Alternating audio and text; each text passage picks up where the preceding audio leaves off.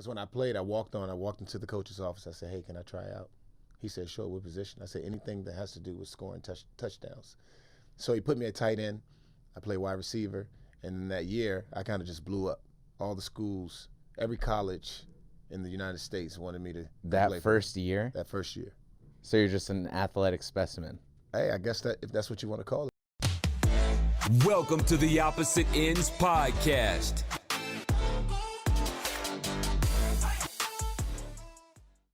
All right, welcome to another episode of Opposite Ends.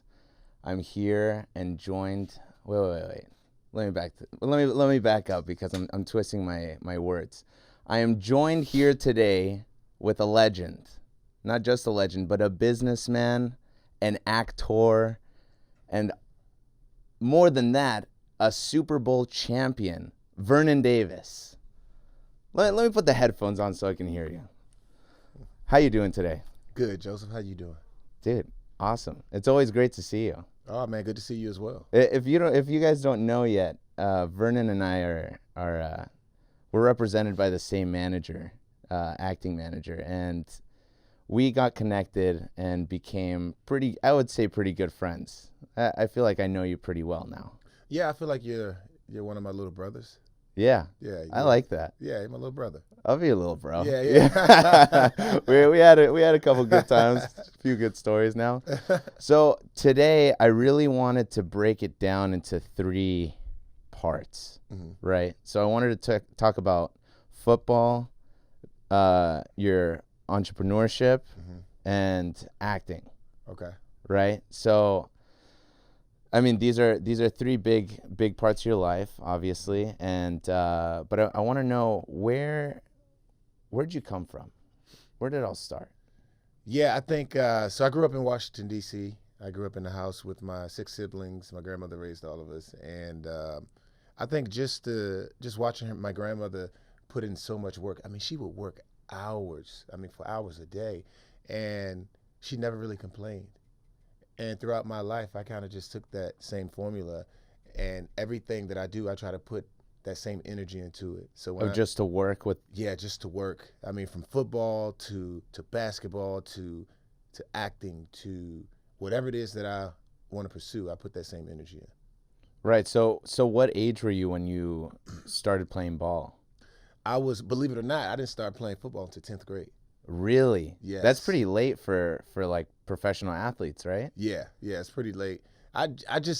My goal, my passion was just always in basketball. Football, I was afraid to wear the helmet when I was a kid. I couldn't wear the helmet. I guess I was claustrophobic. I don't know. Yeah. I couldn't do it, so I stayed away from it. So you played basketball like elementary, middle school, or was it just? I played basketball from elementary school all the way up until my senior year of high school. Senior year of high school. Oh, so Yeah. you played two sports. Right. Okay, so sophomore year you started playing football, and so when did you with football? Whoa, really? When did you decide to pursue football instead of basketball? I'm going to have to say that 10th grade year. Because when I played, I walked into the coach's office. I said, hey, can I try out? He said, sure, what position? I said, anything that has to do with scoring touchdowns. So he put me at tight end. I played wide receiver. And in that year, I kind of just blew up. All the schools, every college in the United States wanted me to That play first year? that first year. So you're just an athletic specimen. Hey, I guess that if that's what you want to call it, why not? Why not? That's exactly what I'm going to call it. I mean, I want someone to call me an athletic specimen, so why not? Okay, so shoot. So where did you go to university? University of Maryland. University of Yeah, Maryland. yeah. And then you kept going with football. Yep. And so did you ever change positions? Because I know in college that's also a time where, I mean, college football is a lot different than high school football. So you kind of like jump around sometimes. The coach wants you to try something different. Yep. Or did you just stay at tight end? No, I actually went in as a wide receiver. You went in as a wide H-back, receiver. like a hybrid of a wide receiver and a tight end. They put me in the backfield, let me lead block on linebackers. And they did that because they knew well, wide receiver wasn't going to really work for me because I was too big. I was like 255 pounds. Dang. Yeah, Big I could have boy. been like 255. So yeah, I mean, we don't. Last time we seen a big guy like that was like this guy named David Boston. David Boston. David Boston. Right. Have you ever seen a picture of him? No. Dude, he is so big, man. Huge. We'll put up a picture right here. All right. So what was training like? So, because I mean, I wasn't allowed to play football. Mhm. It was too dangerous, I guess. My mom didn't want me to play. You know how I mean, you don't know how it goes because you played, but I wasn't allowed to play. A lot of people aren't allowed to play because everyone thinks that it's dangerous and this and that. So what did training look like, and was your family like really supportive of that? Yeah, well, it's interesting you say your mom didn't want you to play. My grandmother didn't want me to play either. Can you believe throughout my entire career, she never came to a game, and she wouldn't watch it until the game was over because she was always afraid that I would get hurt. So if I called her after the game, she would record it, and then she'd watch it. You know what I mean? So she never came to a game. Yeah, she never really came to the game because she didn't want to see. She thought I would always get hurt. Oh yeah. She didn't want that. So yeah, that's how my mom Yeah. always has been. As like very protective. They're just like they don't want anything to happen to you. yeah, we're mama boys. Mama's boys. Mama yeah. boys. Yeah. Exactly. So with the training, so what did that look like? How many hours a day? Early on or Early as a on. pro? Well, I pretty much took the same approach as I did when I was a kid up until my last year of my professional career. Like I would stay in high school. I'll give you an example. Like I would stay and I would just make up these drills on the track, right? And I would run around the track for extra cardio. And I would just do things because I knew that in order for me to have an advantage and get that edge that you needed as an athlete in general, you had to put in the work. Right. So I was all about, like I said, I took my grandmother's energy and I put it into everything. So that was her formula. Never complain, put in the work, and just do what you have to do. But did anyone teach you that that's what it took to be an athlete, to be like good at your craft? No one really taught me. It just the guys that I really looked up to, like in basketball, that was Vince Carter for me. He was like, they used to call him half man, half amazing. His poster was on my wall. Oh yeah. And I always looked up to him because of his ability to go out and perform the way he did. And I used that as inspiration along with the things that I saw my grandmother do. Right. Pretty much. So then when you went to college for football, when did you realize like I can go pro? I think I realized that I could go pro after that 10th grade season when I first tried out for the team. After that year was over, because I had so many colleges knocking on my door, I was like, wow, they're highly interested in me. And then I looked back. Oh, like you're in high school. In high school, you knew you were going to go pro. I knew right then and there that I had, yeah, man. I would be in the mirror looking at my hamstrings. I'd be looking at my quads. I'd be like, gosh, I have NFL quads and the hamstrings. So you were going. Hey, I lie to you not, man. I would always look at like my hamstrings and I would kind of compare them to like some of the best wide receivers and tight ends in the league. And I had like these round shaped hamstrings. Like, this is elite right here, man. Our hamstrings are. No, I just used it in my mind because Are hamstrings like a good muscle to have for being? I just knew, because when it comes to professional sports, just sports at the top level, you kind of, I think as a young man, the biggest thing that a young guy would do, and probably still, is compare themselves to a particular person, right? And for me, it would be another tight end. I would look at my body and be like, gosh, okay, I have the body type, I have the speed, I have the ability. I'm definitely going to make it to the NFL. Right. So who is the tight end that you compared yourself to the most? Shannon Sharp. Kellen Winslow Jr. when he was coming out of Miami. Tony Gonzalez. Those are my three guys that I really looked up to. They inspired me to continue to keep going. That's sick. I wanted to be just like them. Yeah. Shannon Sharpe's a beast. He's a beast. Yeah. He's a beast. Well, you know, Skip. Skip. I mean, look at this play right here, Skip. I mean, come on, man. What is he doing? What is he doing? Did you ever do the? Did you ever do the? Like, call the National Guard. The National Guard is on the way. You ever do that during the game? No, you never did that. That moment that Shannon Sharpe had was insane. I couldn't believe he did that. Oh Love man, that. he was wild. He was a wild one. So, you come out of college, and you get drafted. For the people that don't know, who did you get drafted to? Well, I was drafted as a 6th pick to the San Francisco 49ers, The 49ers. back in 2006. 2006. Yeah, 2006. Yeah, Right. yeah. And what did that feel like? Dude, that was the best feeling I ever had in my life, getting drafted on national television. Because you think back when they call you, and it's one thing to sit at the table. You have the phone in the middle of the table, right? And we're all sitting around. It's like 6 other guys. That time they only invited a handful of guys to NFL, to New York to be drafted at Radio City Music Hall. Right. And I was one of those guys. So we're sitting there. I have my family. The phone rings, and I believe it was Norv Turner at the time. I say, hello? He said, you ready to be a 49er? I started crying because I started to think about all those years and all the time and energy I put into making it up to that point. You know, running on the track, making up those drills, staying after school, just putting the work in. And then the experiences that I had with my family and the trials, the failure, all of that stuff, it starts going through your mind really fast. Right. And you can't help but to shed tears because you're just really grateful for the moment. Yeah, it's overwhelming. Very overwhelming. Yeah, those landmarks are always huge. Like, it's like a big rush. It's like a huge rush of adrenaline. I mean, it was like when I saw the Men's Health cover for the first time before it was released. Same thing. I was like, I didn't know what to do.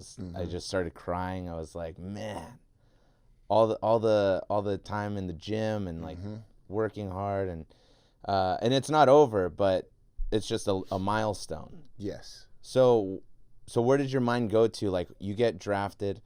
I know I hear like all these horror stories of athletes getting drafted and then they start, go on a little shopping spree or something.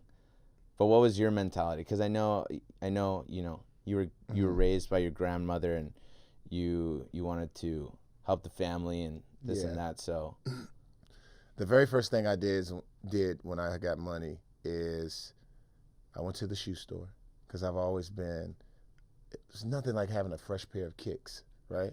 Whether it was Jordans or whatever it was. Confidence goes up immediately. I went to Foot Locker and I bought every shoe that you can think of that they had in inventory. Everyone? Yes, I probably bought about 40 pair of shoes at one time. Now, I know you're a sneaker guy. I was a sneakerhead. Every pair of shoes, pretty much every shoe that they had in my size, I bought it. No way. Yes, always wanted to do that. Always. Was it just a goal that you had, or was it like Yeah, I don't know. I was. Were you just like, screw it? I was a sneakerhead. Give me it all. Because when I was in high school, I wanted the coolest pair of shoes out. I wanted the latest pair, but I couldn't really afford it because, I was always about. I wanted to save my money. I wanted to hold on to it because I wanted to go to the corner store every day and get snacks to take to school, and I know I had to save my money, right? Because my grandmother taught me that, and I didn't want to spend it. So when I got it, I was like, wow, I can afford it. So let me go in here and buy all the shoes that I want. Let me treat myself. Dang, so you treated yourself. I treated myself. Nice. Yeah. So how was moving to San Francisco? Moving to San Francisco was, it was a challenge for me because all my life I had been back home. I'm from Washington, D.C., and my school, University of Maryland, was right down the road. By. So I was close to my grandparents, and I'd never really been somewhere and actually lived. So getting drafted going to San Francisco was really challenging for me because I didn't have anybody. I didn't have my family. I was out there by myself and I was working. Only thing I had was my teammates, but I had to learn to accept them as family. You know what I mean? Right. But family away from my family, because now I'm in a totally different place on the other side of the coast. Yeah, and that's like the only way to do it in a Right. professional sport is to make your teammates your family, right? Exactly. Right. So I mean, everyone becomes your brother at that Yes. point. Yep. Yeah, and that's really special. But Mhm. so, because a lot of athletes, they get into the league and whatever league it is, but Yeah. just go pro, and sometimes it's a problem with partying and kind of getting carried away. Was that ever a problem for you? I think I've always been grounded. I Yeah. never really, my focus was always in the right place. So I never let the distractions take me off of my journey, because the moment you do that is the moment you can fall really fast. So I was always a believer in taking care of the things I had to take care of, being responsible, and not letting the outside noise take me off balance. So how would you recommend a new, like someone? So how would you recommend a rookie keep that mentality or like acquire that mentality? Yeah, I think a rookie coming in, because we hear so many stories about guys being arrested or just losing everything that they worked so hard to have, right? And I think we, as a rookie, someone new just coming in fresh, really think about and own the simple fact that you've established yourself as someone of accountability, someone who's responsible, someone who can be an inspiration for others. Don't let the negative things in life take you off balance, like I just talked about, because you didn't do it before. So why wait now when you have money, when you have cars, when you have a new house, you have all this fame and recognition? Why Right. wait now to this point of success? Why fail? Why let these things pull you down? And we hear these stories all the time, and I just can't believe it because you work so hard for it. Right. So just continue to be cognizant of that and take ownership in what you've worked so hard to have.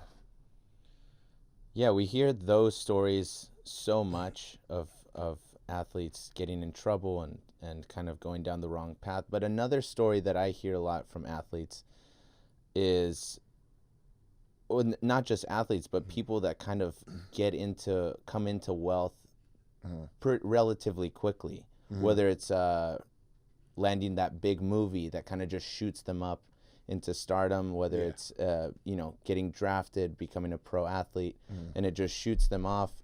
But family and friends come into the picture, and with the handouts, where everyone's kind of wants Yeah. something, or they feel like you owe them something. Was that ever a problem for you? Yes, I'm going to say that saying no to family and friends was always a problem for me, because I'm all about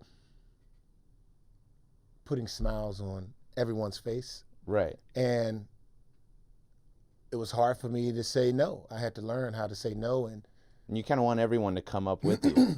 yes, you do. You want everyone to come up with you. Right. So how did you stay away from that? How did you like learn to start saying no? Well, at some point, it's like you have to say no. You're forced to say the word no, because it becomes draining. Right. This person's calling you, this person's texting you. I mean, you have 3 people texting you on the same day, and you're like, wow, this is getting annoying. And then all of a sudden, people saying you're changing, but you're not changing. It's not you, it's the people around you. They're not understanding that you have other people in the family and friends contacting you, asking you all the time. They're not thinking about that. They're just thinking about themselves. So when you say no, then all of a sudden people don't like you anymore. They think you're not there for them. They think you don't care about them. But if you, at the end of the day, Joseph, it's like all I have is a job. I put myself in this position to be very successful Right. and have a life like the one I have. That person could have done the same thing. This person could have done the same thing. You have a job. I have a job, but only difference between your job and my job is that my job pays a little bit more. That's it, right? So, but people don't look at it like that. They just think you make all this money, you're supposed to take care of them. But we all have opportunities to be better than we were before, right? So why not capitalize and put in the work? And all it goes back to putting in the work. If you put in the work on anything, you'll be successful at it. But you got to put the time in. Now, putting in work. You have been putting in work for a very long time, but your brother has also been putting in a lot of work.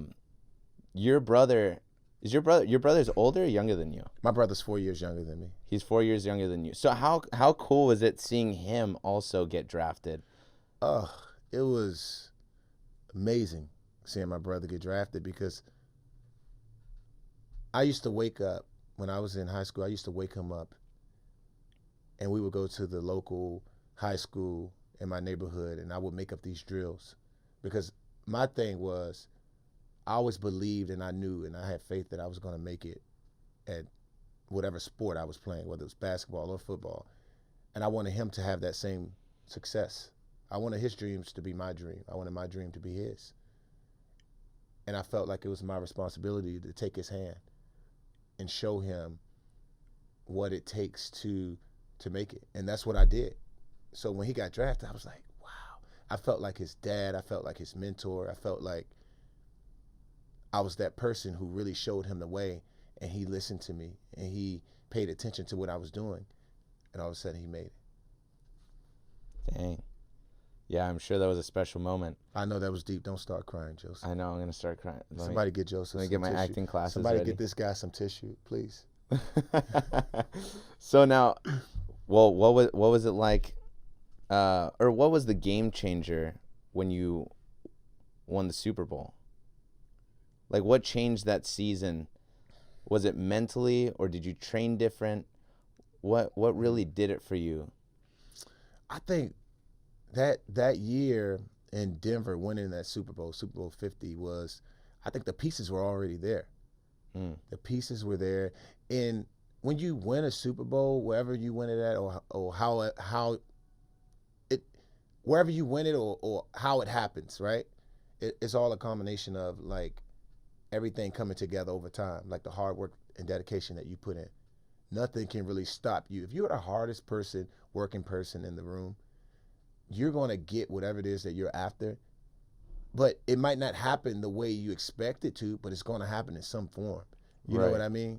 Things never really happen the way we plan them exactly, but it happens. Did that feel like the way you planned it? I felt like when I won that Super Bowl, I felt like all the work that I put in, all the failures that I had, like, Washed it was away. it was just all for a reason. It was like my life was designed to be exactly how it was to get me to this point. Right. And when I made it, that's what I was thinking about. Like, it may have taken 10, 11 years, but hey, look, did it. I mean, it's like the ultimate accolade that you can get. I mean, you're NFL champion. Yes. So then after that, you played how many more years in the league?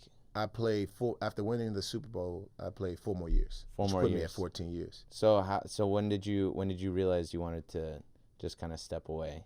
I realized that I wanted to step away from the game after, I don't know. I just felt it. I just felt it in my spirit. I was like, it's time for me to go do other things. It was like something else was calling me. Right. And there was so many things that I wanted to do, from business to production, acting, art, just entertainment in general. I've always wanted to be in that space. And I had like this burning desire to do it. The same way I did with football in the beginning. I felt that way with what I'm doing now. So when did you want to jump into acting? How did that happen? I think acting came about throughout the years throughout my time in the NFL. I started doing little things. I was taking a class in San Francisco, and I was in a play. I did some improv. Really? Yeah. No way. And then the simple fact that I'm an artist, I paint. So the brain it all works the same when you're a creator, right? You hear that? He's an artiste. I'm an artiste. An athletic specimen, an artiste, an entrepreneur. Jesus. That's being. So you do plays. You were taking acting classes. When did you want to get into film? So you started doing all these things. Well, that led you to wanting to get into film, right? So what was your first little role that you got? I wanted to get in film because I was doing so many things while I was playing. I was a cartoon character. I had this cartoon character on Nickelodeon. Which right? one? It was myself. It was myself and J.J. Watt. You know J.J. Watt? Yeah. Yeah. I don't know him personally, but yeah. We had this episode. I can't see. I got to go back and look at it. But you don't know what show it was? I can't remember. But it was. Dang, I we were like see these this. superheroes. But it was pretty crazy. But that, along with so many other things that I did while I was playing, and all of that together made me want to continue to pursue that space. Right, film, show. Yeah, and over time, it's just like when it's time to do it, it's time to do it, right? So how did you meet Henry? I met Henry Penzi through my business partner Patrick Powell. He called around. I was like, "Hey, can you call and find me a manager? I need a manager, right? Because I feel like my career is going to be over at some point." So this was before you retired? Before I probably 3 years before I retired. Okay. I said, I need this manager. I need to find a good manager. So he called around, and Henry was working with a guy that we both know.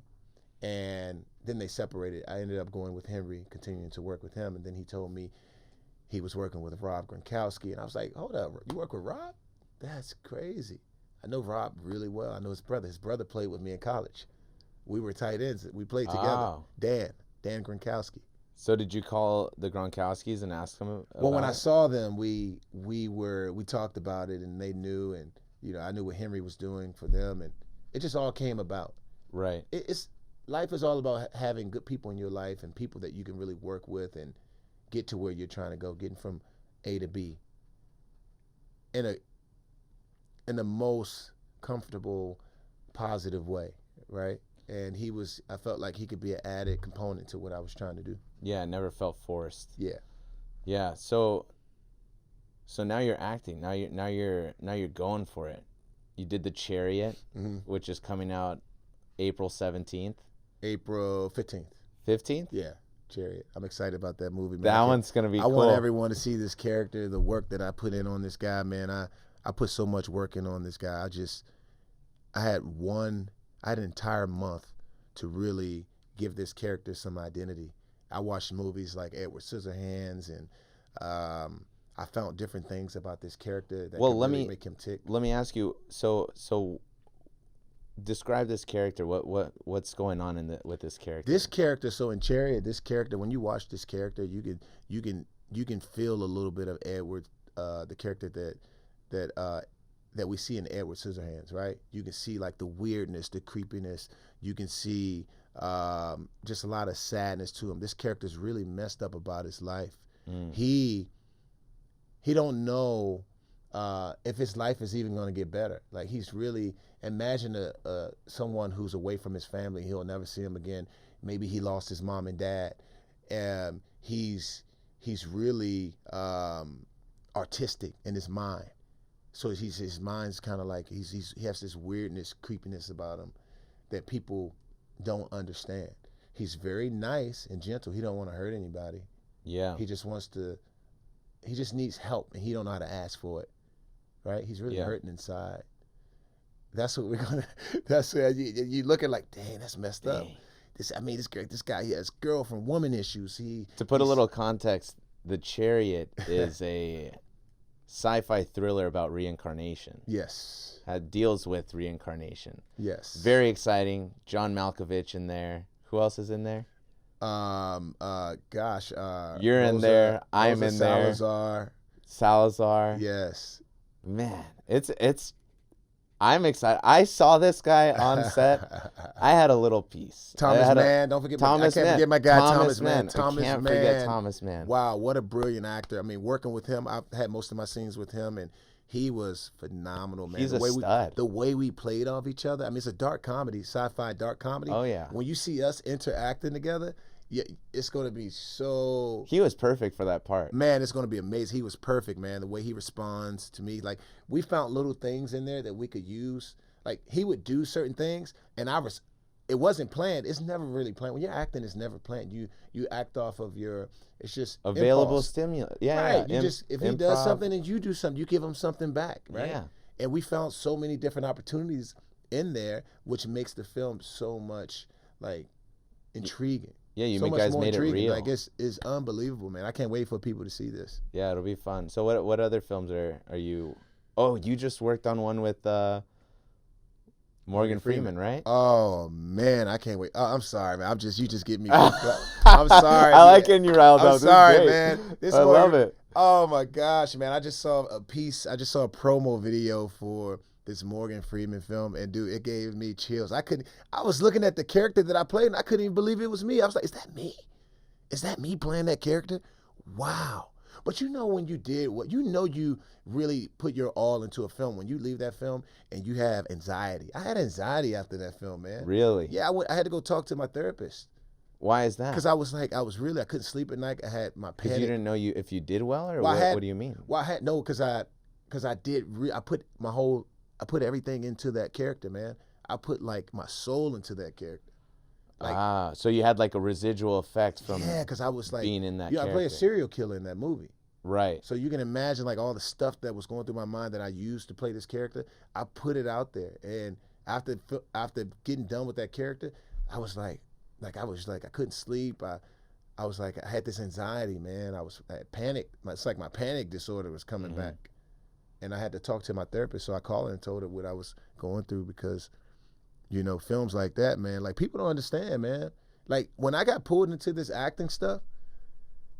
It took me on a journey, and it made me realize how much work you have to put into something in order to get results, right? You can't just go into a film and expect, oh, I'm going to take over this role, oh, I'm going to do this, I'm going to do that, I got lines, I'm going to feed them. No, you have to give this character a personality, identity. You have to compare and contrast this character to yourself, your real life self. You have to give him obstacles. You have to give this character things that the script don't provide for you, right? Give him some stuff, right? What makes this character, based on the life of this character in this script, what are the things that ticks him off? What are the things that make him who he is in this character? So much that goes into the preparation. Right, you got to give him that, the obstacles, huge. Everything, man. He need these things. We need to understand how he gets. Yeah, people don't realize that. Yeah, how much preparation really goes into each character. Where's he coming from, and where is he going? What is he trying to get throughout this whole journey, right? Yeah. What are his obligations? Right. Yeah.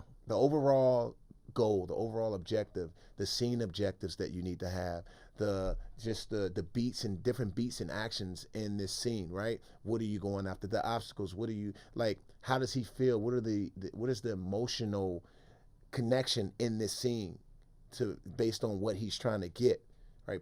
There's so much that goes into it. I have a notebook that I use when I'm doing my character work. It's a notebook.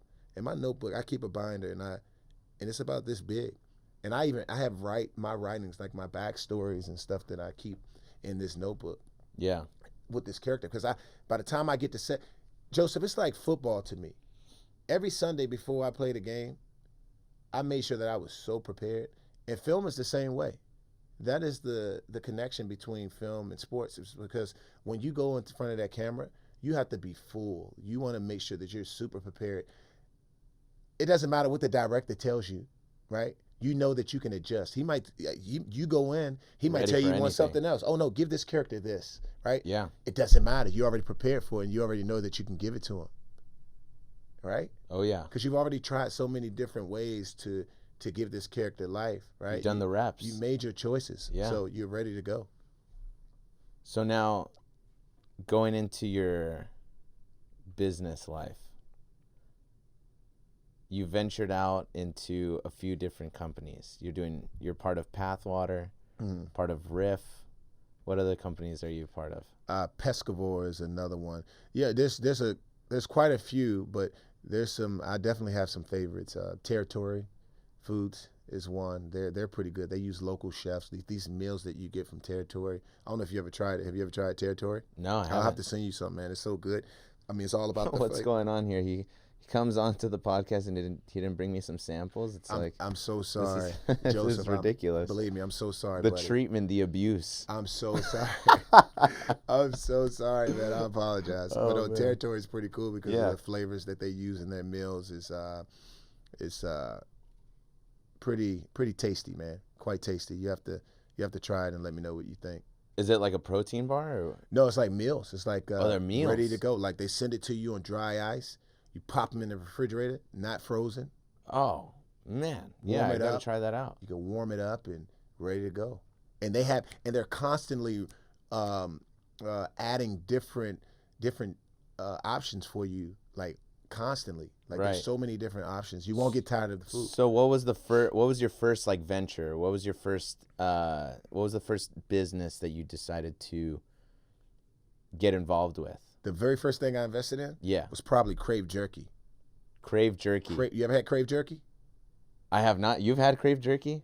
Yeah, Crave Jerky? Yeah. Crave Jerky. Dang. I was a part of an acquisition that happened with Crave Jerky. They sold to Hershey's for $240 million. No. Yes. $240 million. So when was this? I walked away with $1,000, man. No. No, I'm joking. That's it. I was like, where'd you get cheated from? Would you invest $1? No, I walked. It was a good payday for me. It was a good payday. We won't bring that up. We'll bring it up later. Very at dinner. excited. No, I was very excited about that transaction because it was one of my biggest ones that I had. And once I saw that, it's like anything else. Once you see it, once you feel it, you're like, gosh, I want to do this all over again. Oh yeah. So I was just searching for other products. So how did you find that though? Law of attraction. Oh really? That was Law of attraction is big. It's like when you want something. No, seriously, when you want something, and when your spirit aligns with the things that you want, right? They just come here. Seriously, no, it comes your way. I believe you. Come on, man. What you laughing at? I'm not. Hey, what you laughing at, man? Seriously, what? It happened to you too? No, well, I mean, I haven't thought of it that way. Yeah, exactly. But I'm gonna start thinking of it that way. Exactly. Law of attraction. Law of attraction. So then you do Crave Jerky.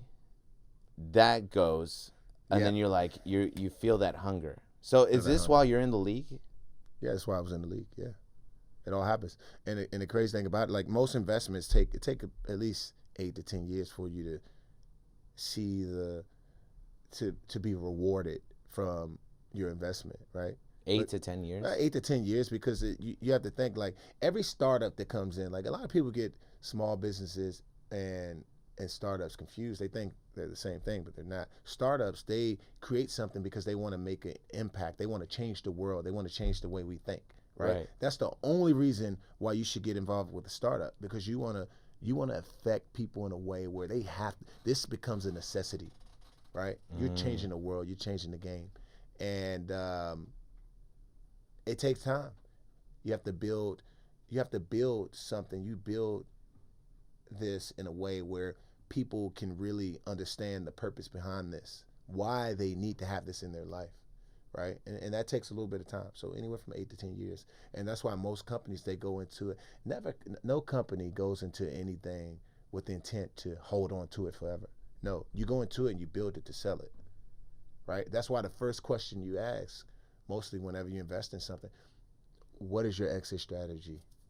I want to know how this money that I'm contributing to this company, how's it going to pay off? How I'm going to be rewarded from my hard work and dedication, because that's what you're putting into this product. You're putting everything that you worked hard for, your money, right, into something else. Now, how am I going to be rewarded from it? What's the exit strategy? Tell me. How do you plan to exit? So that's number one question. I think that's number one. I think you also want to understand who they have on their board. Who's a part of your board of advisors that is this person. I would feel really comfortable knowing that if I'm investing in a company, that you have someone who was a part of other exits, right? Right. They've been able to sell products before prior to getting into this one, because that gives me like, wow, More confidence. right? You have a bunch of people who are pretty much a genius, and I know for a simple fact that this is going to do really well. You know what I'm saying? Okay, Right? so number one, what's the exit strategy? What's the exit? You can. How am I getting paid off? that- Number two, Well, you can do it any kind of way, but I think that should be at the top of the list of your Right. questions when it comes to understanding what's going to happen with this investment, right? The people that you have on board, number two is the people that you have on board. Can I Right. trust these people? right? What? But trust as in, are these guys or are these people going to benefit the company and the growth? Yes, that gives you it gives you a great deal of comfort knowing that they have real expertise on their board, because if these guys have seen ample amount of success, they're going to take it and put it into this product as well. And now the third, what's like the third main question? I think you really want to understand this can go at the top two as far as understanding what series of investing are you in. Are you in your infancy stage? Are you series A, B, C, or D? You see what I'm saying? I do. Yeah, I see what you're saying. Yeah, because you want to understand that, because you don't want to, dude. You don't want. But what does that mean for a viewer that doesn't 'Cause know that? What do you mean I by? think you want to get in. Basically, getting in early is always the biggest thing. The biggest thing you want to Right. do, right? You want to get in early on any investment, because then you just ride the wave, right? If you start early and get in on investment as they grow, now that penny that you put in, it'd be worth so much more if the company has a huge evaluation later on at year 8 and year 10, right? Because your dollar is growing. That's why we hear 3x, 4x, 5x. So the money that you put in now will have, if it has a 5x multiple, like once the company is acquired, Yeah. then that's how much your money, if you think about it, that's how much your money is growing, right? In Series D, you don't want to get into Series D. My advisor told me, he said, never put your money into Series D, because that stands for death. Death. You're not going to make much money. You're not going to make as much money. You'll make money, but you're not going to make as much money as you would if you got. So how do you know what phase they're in? Because you ask the questions. Oh, they tell you. How do they tell you? Oh, you have to okay. do your due diligence before you get into any investment. See, I ask these questions because I would like to be an entrepreneur, but I'm not. You're I don't know. learning. You're getting I want to learn. you're getting entrepreneurship 101 right here, buddy. Look at this. Look at what we offer on Opposite Ends podcast. It's simple. Everybody make it hard. It's so simple. All People you make have it to- so All hard. you have to do is ask questions, man. Well, my problem is that I get scared. No, you I don't get scared to make the wrong decision. and also, another one, Joseph, who invested in this product? That's another great question. If Mr. So- Kraft invested in this, if Barack Obama invested in this, if LeBron James and Tiger Yeah, Woods, but are they going to guys be? who have Are these people going to be in what? infancy stage when if? These no, I'm just Like- no. You never have a rule of just have a rule of thumb. Just have a process where I know I'm getting into this company at the earliest, right? Mm-hmm. At their seed round, right? I'm getting in really early. Friends and family. I want to go into the friends and family stage, right? Because when you go into friends and family, you're able to get a discount on your money. You can get in at a lot cheaper. What? We're getting We can talk. all the freaking I- pointers. No, I'm serious. You want your money to be. You want to get a discount on the money that you're putting in. That gives you even more value on your dollar. You see what I'm saying? Because that's the trick. But Yes. mostly, that's what I ask when can I get a 20% discount on the money that I'm putting in? Like, yeah, in most cases, yes, absolutely. You getting in early, and it's kind of like an incentive to you to get in there, put your funds in early, because you're saying, hey, you're coming in early while we have this $5 to $10 million valuation, right? We're going to grow. Think a company that starts at a $10 million valuation and then it goes to 102, 3, 4, 500 million valuation. Look at how much your money's growing over time.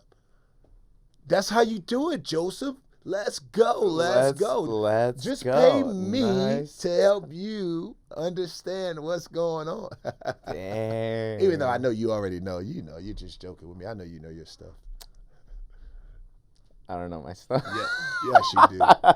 Man, this guy, don't let this guy fool you. This guy has a lot of information up here. He's just joking. He's just playing the game, but he's Try learning. to play cool. Joseph, my Good. time knowing you, Joseph, you're like a sponge for knowledge, man. And when you get this knowledge, you take it and you just continue to keep evolving. I can't wait to see what you're going to be like at 30 and 35 years old. You're going to be I can't wait to a see beast, too. both in your entertainment space, your acting career, as well as your wealth of knowledge, just your knowledge for understanding business. I mean, look at what you're doing now. A lot of people don't know.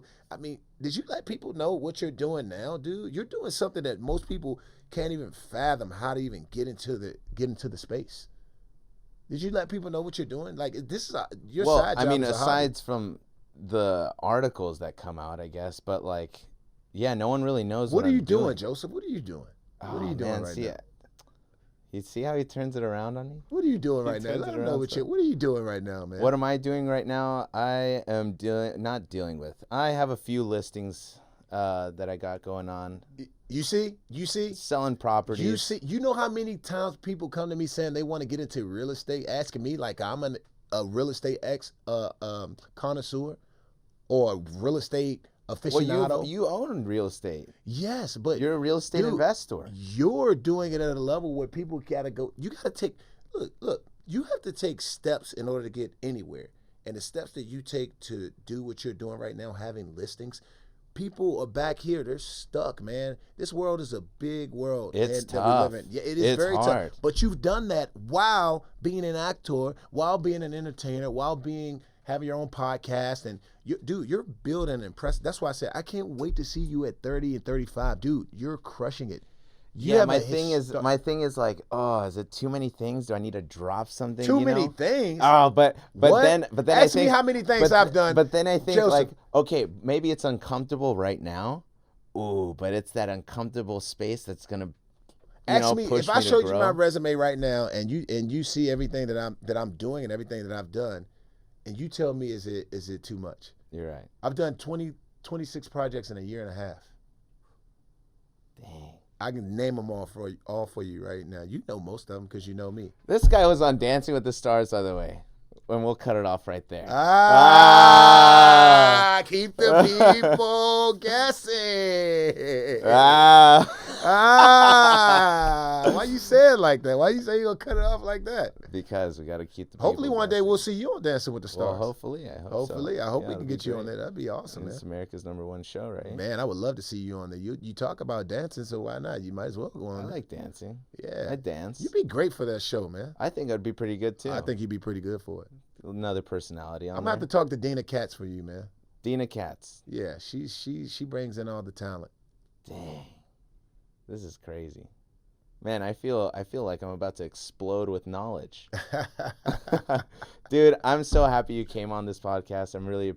I really appreciate you coming on, and this was great. Yeah, I appreciate it, man. Thanks for having me. It was so fun. Love it. I Well, appreciate it. thank you guys for tuning in. We'd love to see you back next week, and again, welcome to Opposite Ends.